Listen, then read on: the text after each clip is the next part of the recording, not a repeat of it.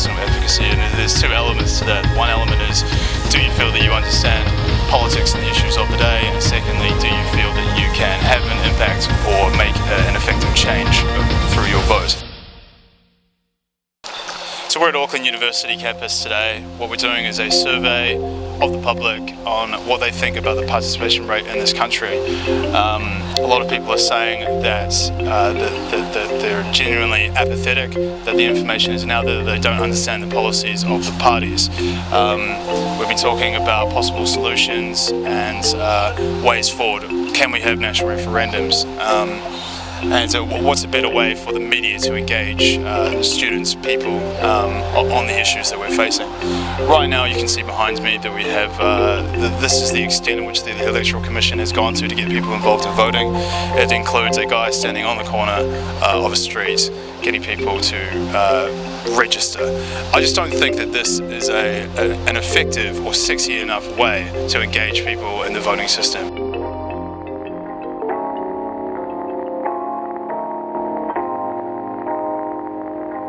I know that even though they are citizens in New Zealand, those Chinese people, they think that elections are not really relevant. I think that's a reason. I think that Asian probably Asian. Right? Yeah. I'd guess it's the younger demographic, I suppose, 18 to 24. The older demographic would be the ones that generally go out in force. Probably the younger voters, just because, I wouldn't think that I could really change anything if I voted. Probably about our age, 18 to 20. 18 to 21. I don't know, it just seems to me that the only people that do mostly care about the stuff are people with high income or high wages. It's youth, male youth of the brown skin tone, to be frank. Because no one cares. Well, I would say it's probably younger people and also often people from lower socioeconomic backgrounds, perhaps. I'm guessing 18 to 21 years old. Yeah, like uni students. Yeah. I reckon probably middle class, people who live around here in East Auckland and stuff. I think it'd be 20s because, the younger people, so 18. Slightly going towards early 20s. Students probably. I reckon more low income earners. The lower. I'd have to agree with Rohel on that one, low income earners. Māori Pacific Islanders? Or other areas that didn't vote, not just Māori populations, but it just so happens to be there's a larger population there that don't vote, and I think it's a huge part of what it is. I mean, there's those posters everywhere, but they're pretty useless to be honest, they're just space to get tagged on. Definitely not the upper class, because I'm sure they're voting.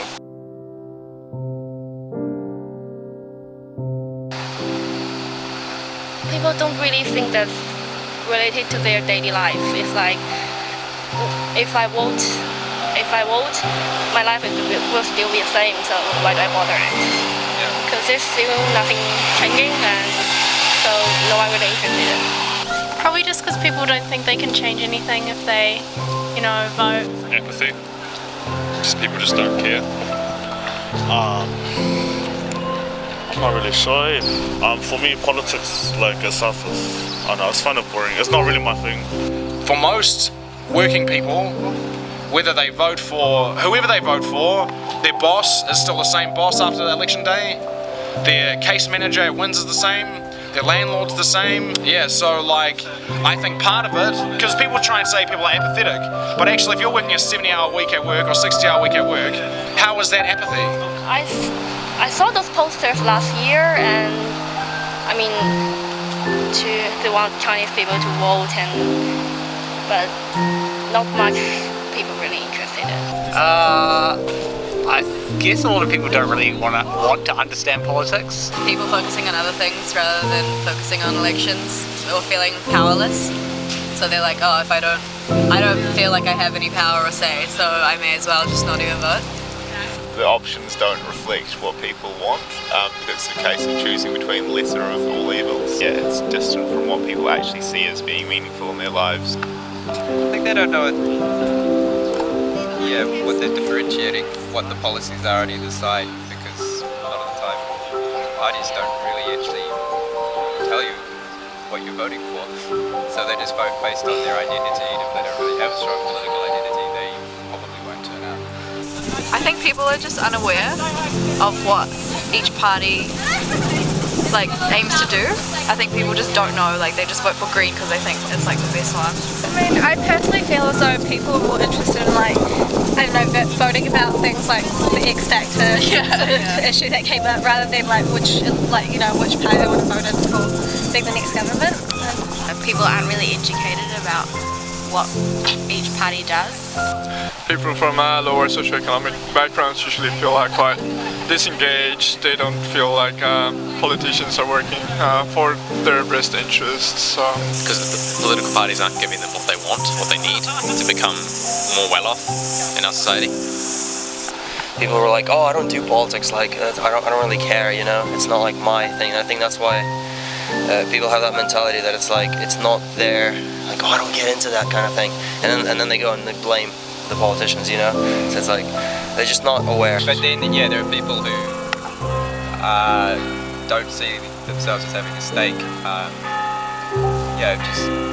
guess you'd say marginalised. I'm trying to think of another word, but they're just disconnected from the process because they don't see it as, responding to their needs. Because there's not much involvement, because people seem to be more self-absorbed, I suppose, at this kind of age. We're not really aware of things around us and the issues that surround us. But if we're educated, I'm sure that boosts up the rate of voting, definitely. And the Māori PI people, generally, they'll be like, nah, we won't make a difference. I think it's all about education. They're not really educated on how powerful their vote will be. They just think, oh, they're just a number.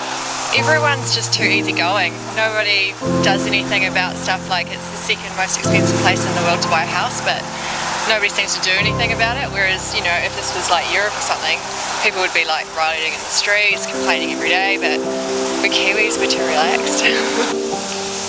I think they have better things to do. They think, in their mind, they think that they have better things to do than to vote for something that they're going to have nothing to do with. See a little bit of disillusionment, after so many years of electing politicians who promise to do things, but don't get anything done. It's just why should I bother going? It's not going to change anything. I think they have this perception that someone's already going to win, last election, and then they're like, oh, whatever, we can't change it. They feel unimportant. I guess probably on the same buzz as them, but otherwise probably the issues aren't being said, I guess. To some people, majority of the people, that's why they just can't be bothered voting. Everyone, even though everyone has different ideologies and wants different things for our country, it's just we're at a point now that it almost seems like no point to vote. I don't know. People just don't seem to really care that much. I think they feel no matter who you vote for, it's just going to stay the same. I'm actually not quite sure. I think they would think it is important because this is our national, this is our home, this is our land, blah blah blah. They always go on about that kind of stuff and protecting their tūranga waiwai and all that kind of stuff. So I'm not quite sure why they wouldn't vote.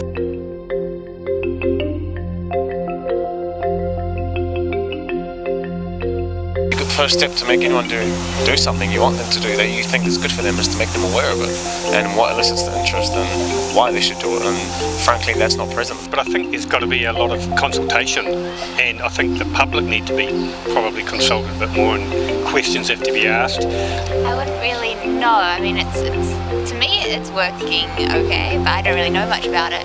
You don't get told the bad parts of things. You only get told what's working. That's the thing, is that if we lived in a real democracy, we'd be able to have actual referendums on actual shit. The more voting, the better. Imagine if we got to vote in Parliament every year, not every 3 years. That would be better. How we could shift to participation, which is actually about opening up conversations around what's meaningful for me and my community. And if there are people in power, how can I hold them accountable? Yeah, but I'm sure people do have ideas about this stuff when they can see something concrete and go, oh, why is this better than that? And then they will actually make a more informed decision. Yeah, for the key issues, I think a referendum isn't a bad option. Do we need a referendum about a flag? Probably not. But on major issues, I think it's good to get a general consensus of what the population feel. I feel like it's mainly targeted towards a different kind of group, voting in general. But I feel like there's some groups that are out there, like external groups that are certainly trying to promote it through social media, and that's definitely like the way that I learn about it. I think they can streamline it to be much more easier in this age of technology, but why do they choose not to do it? There just needs to be another way that gets people up It's going to be more interactive, I reckon. More interactive, they're going to have to make it more like... It sounds stupid, but even what about like just online? Like, you know, getting more people to vote, because they'll just, yeah, no, but they'll go online, you know, tick a few boxes. Everyone's got a computer or smartphone now, pretty much. Yeah. Platforms developing for participation like Lumio, which is a collaborative decision-making tool, which I think the Internet Party used to develop their policies and is being used hugely in Spain and around the world, developed in Wellington. And there's that, which means you could be having constant referendums where motions before Parliament could actually be being decided on by public. Yeah, maybe some kind of fun online apps and with sort of games and with elections and inverse, so people might be interested in that. It's like you need to get those really political things really interesting. Definitely, if you make it easier and actually do it like an app-based voting system, that might be. As it comes down to it, with any app or any web service, you got to have the user base. So how are you going to get the users on it is where you got to start. The app is great, like anything that, because you know everybody's on their smartphones and stuff. So that's a good medium. Like creating awareness around making it more meaningful to vote, so people are actually triggered to vote. I kind of just think that, you know, if everybody changed their mindset, then things could change here. You need to make people, in a sense, proud of their own voice again, and let them be heard.